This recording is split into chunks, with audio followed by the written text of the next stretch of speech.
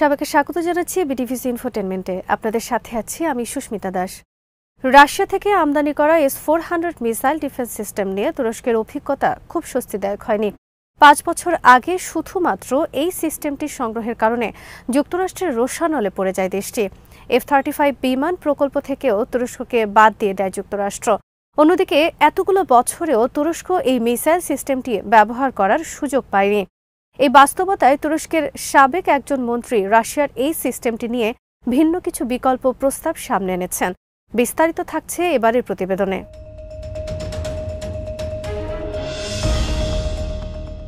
তুরস্কের কাছে থাকা S-400 মিসাইল ডিফেন্স সিস্টেম নিয়ে পশ্চিমা বিশ্ব নানাভাবে চাপ সৃষ্টি করে আসছে। এই পরিস্থিতিতে এই মিসাইল নিয়ে তুরস্ককে নানা ধরনের পরামর্শ দিচ্ছেন কিছু বিশ্লেষক। এই ধরনের কিছু অভিনব কৌশলের কথা বলছেন তুরস্কের এক মন্ত্রী, যাতে রাশিয়া খুব একটা অসন্তুষ্ট হবে না, আবার একই সঙ্গে তুরস্কও এই সিস্টেম ব্যবহারের দায় থেকে বেঁচে যেতে পারে। তার মতে, রাশিয়ার সাথে বন্ধুত্বপূর্ণ সম্পর্ক আছে এমন কোনো দেশের কাছে তুরস্ক এই সিস্টেম বিক্রি করতে পারে। এক্ষেত্রে ভারত ও পাকিস্তানের কথা বিবেচনা করতে পারে তুরস্ক।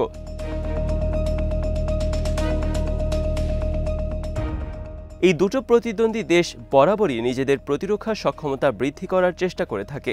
তুরস্কের সাবেক মন্ত্রী সেভিত সাগলার বলেন, যদি আমি এখন দায়িত্বে থাকতাম তাহলে আমি S-400 গুলো বিক্রি করে দিতাম, কারণ এগুলো কেনার মতো আগ্রহী ক্রেতাও রয়েছে। সাগলারকে পাল্টা প্রশ্ন করা হয়েছিল, এক্ষেত্রে আজারবাইজান হতে পারে কিনা, কেননা আজারিরা 2011 সালে রাশিয়া থেকে অ্যাডভান্সড প্রযুক্তির S-300 MU-2S সংগ্রহ করে। সাগলার আজারবাইজানের কথা এড়িয়ে গিয়ে তখন পাকিস্তান এবং ভারতের নাম প্রস্তাব করেন।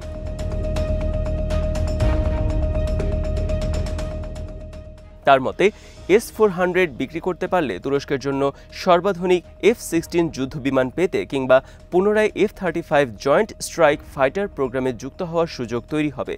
শুধুমাত্র রাশিয়া থেকে মিসাইল সিস্টেম কেনার কারণেই 2019 সালে তুরস্ককে বহুল আলোচিত এই প্রকল্প থেকে বাদ দেওয়া হয়েছিল।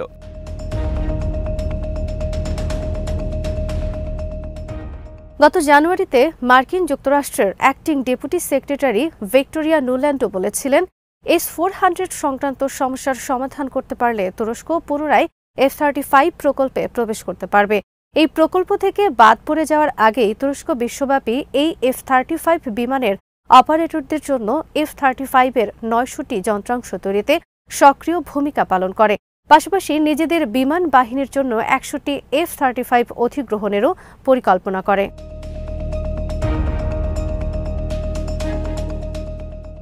দু 2015 সালের নভেম্বরে সিরিয়ার সীমান্তে তুরস্ক বোমারু বিমানকে গুলি করে ভূপাতিত করার পরে রাশিয়ার সাথে তুরস্কের সম্পর্কে অবনতি হয়।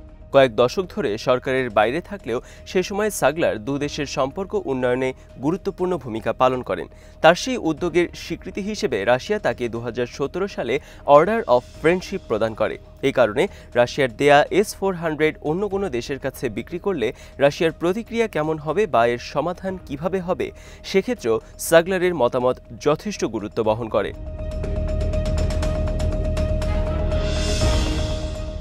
তুর্কি সামরিক হার্ডওয়্যারের প্রধান আমদানিকারক আজারবাইজানকে বাইপাস করে তিনি যেভাবে ভারত এবং পাকিস্তানের নাম উল্লেখ করেছেন তা বেশ গুরুত্বপূর্ণ। আজারবাইজানের মতো পাকিস্তানের সাথেও তুরস্কের সামরিক সহ নানা খাতেই ঘনিষ্ঠ সম্পর্ক রয়েছে।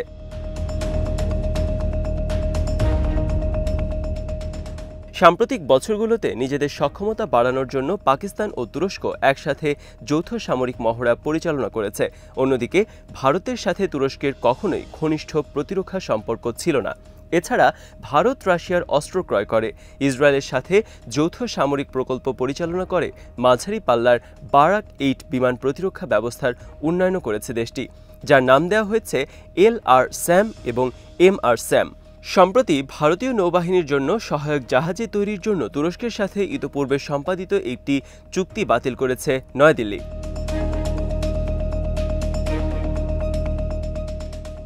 পাকিস্তান না কিনলেও ভারত ইতোমধ্যে S-400 কিনেছে। 2019 সালে তারা এই সিস্টেম নেওয়ার জন্য অর্ডার করেছিল। বিস্ময়কর ব্যাপার হলো, রাশিয়া থেকে প্রতিরক্ষা সরঞ্জাম এবং মিসাইল সিস্টেম কেনার পরও ভারত এখনও পর্যন্ত countering America's adversaries through sanction act বা কাটসা আইনের অধীনে কোনো মার্কিনী নিষেধাজ্ঞায় পড়েনি। অথচ ন্যাটো সদস্য রাষ্ট্র হওয়ার পরও তুরস্কই নিষেধাজ্ঞায় পড়ে। যদি নয়াদিল্লি আবারও রাশিয়ার কোনো মিসাইল সিস্টেম সংগ্রহ করে তাহলে তারা নতুন কাটসা নিষেধাজ্ঞার আওতায় পড়বে কিনা তা এখনও স্পষ্ট নয়।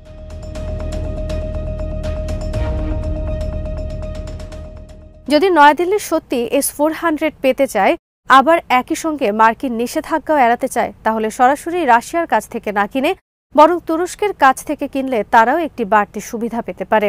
এছাড়া আঙ্কারা হয়তো S-400-এর নির্ধারিত দাম $2.5 বিলিয়ন চেয়েও কিছুটা কম দামে বিক্রি করারও প্রস্তাব দেবে। তবে ইসলামাবাদের সাথে আঙ্কারার সম্পর্ক বেশি ঘনিষ্ঠ হওয়ার কারণে পাকিস্তানের কাছে সিস্টেম বিক্রির সম্ভাবনা বেশি।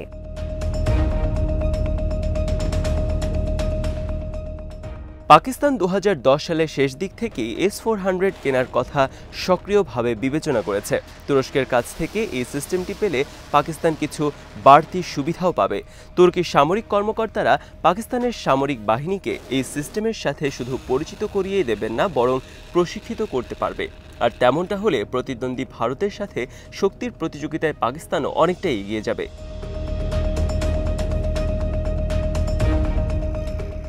এখানে মনে রাখা দরকার, তুর্কি কর্মকর্তারা এই পর্যন্ত একাধিকবার S-400 ডিফেন্স সিস্টেমগুলো ইউক্রেনে স্থানান্তর বা বিক্রির প্রস্তাব প্রত্যাখ্যান করেছেন। একজন মার্কিন সিনেটর 2020 সালে প্রস্তাব করেন তুরস্ক থেকে S-400 কিনে নিতে পারে ইউক্রেন। তুরস্ক তাতেও সাড়া দেয়নি, বরং S-400 নিয়ে এই টানাপোড়েন থেকে বের হওয়ার জন্য তুরস্ক দেশীয় প্রযুক্তি ব্যবহার করে হাই অ্যালটিটিউড সাইপার সিস্টেমকে রাশিয়ান ডিফেন্স সিস্টেমের বিকল্প হিসেবে তৈরির চেষ্টা করছে।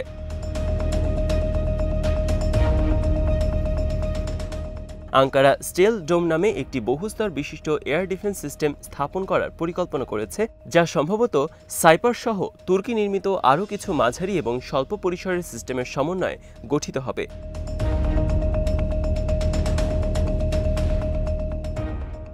ভারতের S-400 সিস্টেম দিয়ে তার উদীয়মান বহুস্তর বিশিষ্ট এয়ার ডিফেন্স সিস্টেমের ওপরের স্তর গঠন করবে, আর অন্যান্য স্তরগুলো ইসরায়েল ও ভারতের যৌথভাবে নির্মিত ব্যারাক 8 এবং ভারতের তৈরি মাঝারি পাল্লার ডিফেন্স সিস্টেম দিয়ে পরিবেষ্টিত থাকবে। আর তুরস্কের ক্ষেত্রে স্টিল ডোম অনেকটাই ঘরোয়া প্রযুক্তি ও বিশেষজ্ঞদের মাধ্যমে তৈরি হতে যাচ্ছে। স্টিল ডোম প্রকল্পে S-400-এর কোনো ভূমিকা থাকবে কিনা তা এখনও স্পষ্ট নয়। আঙ্কারাও পুরো প্রক্রিয়াটি আড়ালেই রাখতে চাইছে।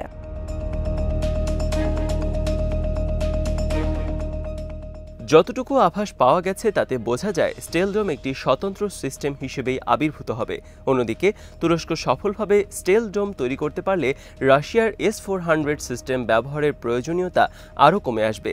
রাশিয়াকে না খেপিয়ে তুরস্ক যদি আসলেই তৃতীয় কোনো দেশের কাছে S-400 বিক্রি করতে পারে তাহলে তা নিঃসন্দেহে আঙ্কারার জন্য শাপে বর হবে।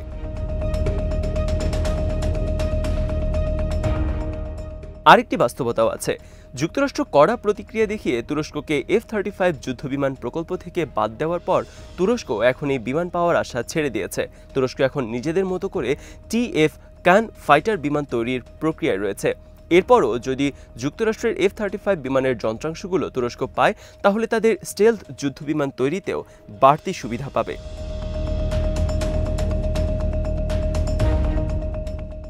এসব কারণ বিবেচনায় সাগলারের ভিন্নধর্মী প্রস্তাব খারিজ করে দেওয়ার কোনো সুযোগ নেই। এই প্রস্তাবের আলোকে হয়তো এখনই চূড়ান্ত কিছু হবে না, তবে নিকট ভবিষ্যতে এরকম কোনো প্রস্তাব নিয়ে তুরস্ক অগ্রসর হবে না এমনটাও মনে করার কারণ নেই।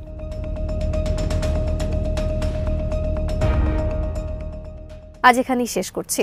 সমরাস্ত্র, প্রতিরক্ষা ও কূটনীতির নানা তথ্য জানতে চোখ রাখুন বিডিভিউজ ইনফোটেনমেন্টে। চ্যানেলটি ভালো লাগলে সাবস্ক্রাইব করুন, সংযুক্ত থাকুন আমাদের ফেসবুক পেজে।